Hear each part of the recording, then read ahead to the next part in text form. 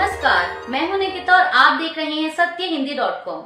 चलिए एक नजर डालते हैं अब तक की सुर्खियों पर। आगरा में करनी सेना के कार्यकर्ताओं के राणा सांगा की जयंती पर शनिवार को हुए कार्यक्रम के बीच समाजवादी पार्टी प्रमुख अखिलेश यादव ने कहा कि वो राज्यसभा सांसद रामजीलाल सुमन का अपमान नहीं सहेंगे। उन्होंने कहा कि मुझे पूरा भरोसा है कि प्रशासन रामजीलाल सुमन के साथ किसी भी तरह का अपमानजनक व्यवहार नहीं कर पाएगा। अगर सरकार ने इसके लिए अभी भी खुली छूट दे रखी है तो इसके लिए सरकार जिम्मेदार है। अखिलेश यादव ने इटावा में कहा कि अगर कोई हमारे रामजीलाल सुमन या हमारे कार्यकर्ता का अपमान करेगा तो हम समाजवादी लोग भी उनके साथ खड़े दिखाई देंगे। दरअसल आपको बता दें कि शनिवार को रामजीलाल सुमन के राणा सांगा पर दिए गए बयान के खिलाफ करनी सेना ने आगरा में विरोध प्रदर्शन की घोषणा की थी। करनी सेना ने इस दौरान एक रैली भी निकाली जिसमें तलवार और लाठी डंडे लहराए गए। वहीं इस विरोध प्रदर्शन के मद्देनजर उत्तर प्रदेश पुलिस ने रामजीलाल सुमन के घर पर सुरक्षा व्यवस्था कड़ी कर दी है। पीटीआई की एक रिपोर्ट के मुताबिक मुख्य चुनाव आयुक्त ज्ञानेश कुमार ने शनिवार को कहा कि इलेक्ट्रॉनिक वोटिंग मशीनें यानी ईवीएम सुरक्षित और छेड़छाड़ रहित हैं।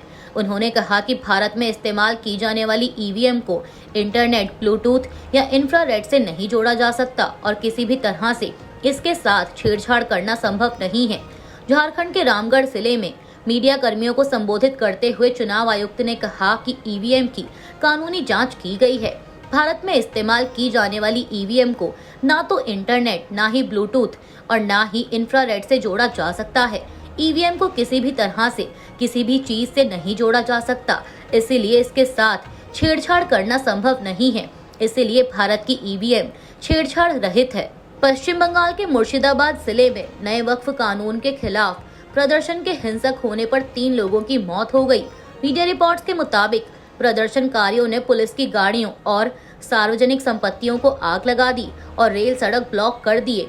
इसके बाद बीजेपी नेता शुभेंदु अधिकारी ने कोलकाता हाईकोर्ट में याचिका दायर कर हिंसाग्रस्त इलाकों में केंद्रीय बलों की तैनाती की मांग की थी और अब एबीपी की एक रिपोर्ट के मुताबिक कोलकाता हाईकोर्ट की ओर से इस मांग को स्वीकार कर लिया गया है। टीएमसी के राष्ट्रीय महासचिव और सांसद अभिषेक बनर्जी ने कहा है कि कुछ लोग बंगाल को जलाना चाहते हैं। हमें शांति बनाए रखनी चाहिए और अफवाहों का शिकार नहीं होना चाहिए। कई लोग धर्म के नाम पर विभाजन के बीज बोकर बंगाल में अशांति पैदा करने की कोशिश कर रहे हैं। मैं आज सभी से शांति बनाए रखने और बंगाल के सद्भाव की विरासत को बनाए रखने की अपील करता हूं। हम सभी को सतर्क और जागरूक रहना चाहिए। कुछ लोग बंगाल को जलाना चाहते हैं। केंद्रीय मंत्री और बंगाल भाजपा के प्रमुख सुकांत मजूमदार ने शनिवार को मुख्यमंत्री ममता बनर्जी से मुर्शिदाबाद जिले के हिंसाग्रस्त इलाकों में कानून के शासन को सख्ती से लागू करने का आह्वान किया और आरोप लगाया कि उनका प्रशासन शमशेरगंज, सूती और जंगीपुर में हिंदुओं पर हमले के बावजूद दूसरी तरफ देखने का विकल्प चुन रहा है।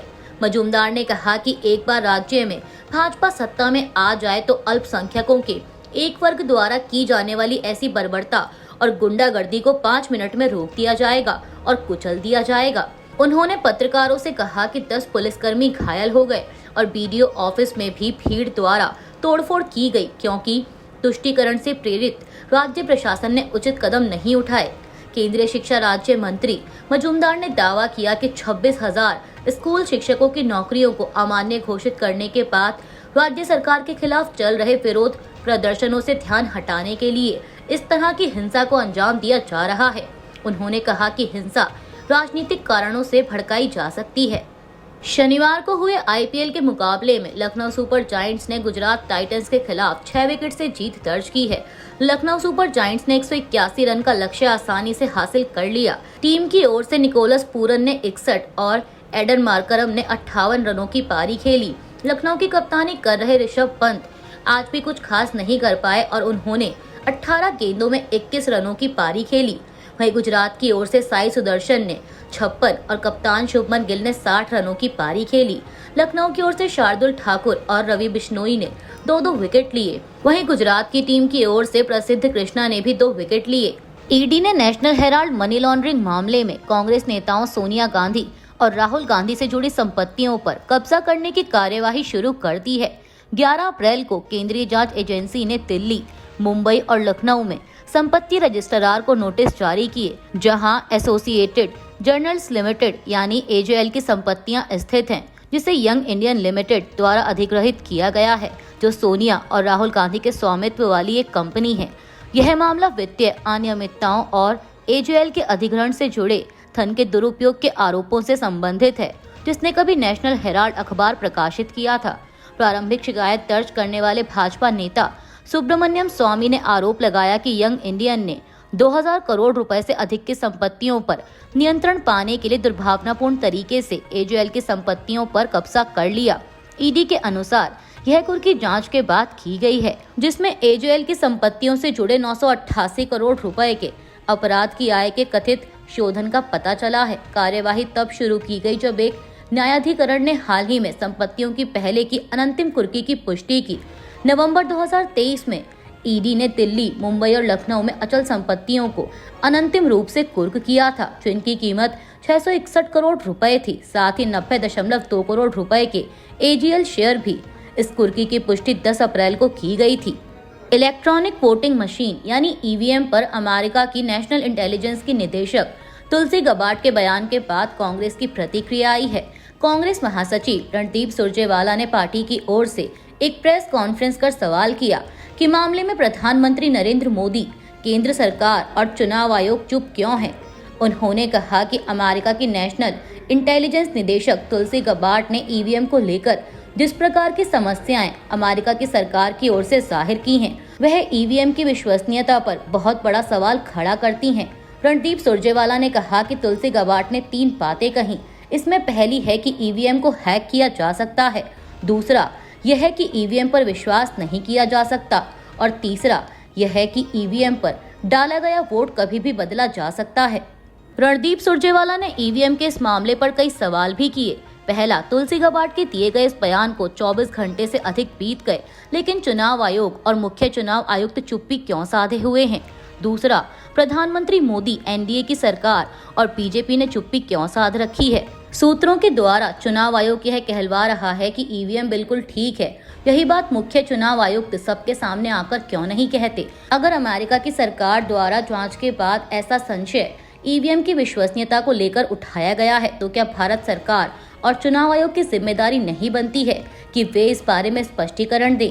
उन्होंने पूछा कि क्या अब ईवीएम के मामले में सुप्रीम कोर्ट को स्वतः संज्ञान नहीं लेना चाहिए।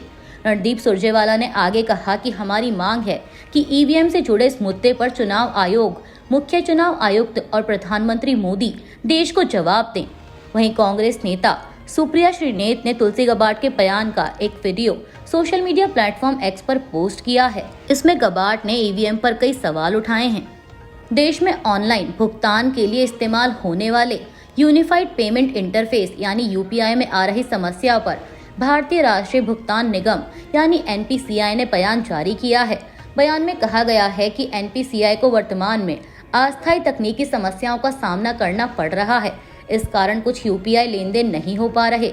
हम इस समस्या के समाधान के लिए काम कर रहे हैं और आपको समय समय पर अपडेट देते रहेंगे। एनपीसीआई ने कहा कि इस असुविधा के लिए खेद है। एनपीसीआई भारत में डिजिटल भुगतान को बढ़ावा देने के लिए काम करता है। एनपीसीआई को भारतीय रिजर्व बैंक और भारतीय बैंक संघ ने भुगतान और निपटान प्रणाली अधिनियम 2007 के तहत स्थापित किया है। शराबबंदी को पिछड़े, गरीब, दलित, अति पिछड़े समाज के खिलाफ कार्रवाई का हथियार बताते हुए आरजेडी नेता तेजस्वी यादव ने कहा कि आप सभी जानते हैं कि 14 अप्रैल को अम्बेडकर जयंती है। हम इसे हर पंचायत में मनाएंगे। मैं इसे राघोपुर में मनाऊंगा। सभी पार्टी कार्यकर्ताओं को हर पंचायत में जश्न मनाने का निर्देश दिया गया है। राज्य में शराबबंदी को लेकर सुप्रीम कोर्ट ने सख्त टिप्पणी की है कि पुलिस की वजह से शराब की तस्करी हो रही है। शराबबंदी को लेकर भ्रष्टाचार के साथ कानून का दुरुपयोग किया जा रहा है। कालाबाजारी 40,000 करोड़ रुपए की है।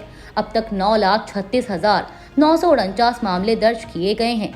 14,32,837 लोगों को गिरफ्तार किया गया है और इसमें 14,20,700 से अधिक गिरफ्तार लोग पिछड़े, गरीब, दलित, अति पिछड़े समाज से हैं। तेजस्वी ने कहा कि कानून सिर्फ गरीबों पर लागू होता है। अभी के लिए बस इतना ही। बाकी की खबरों के लिए बने रहिए सत्यहिंदी.com के साथ।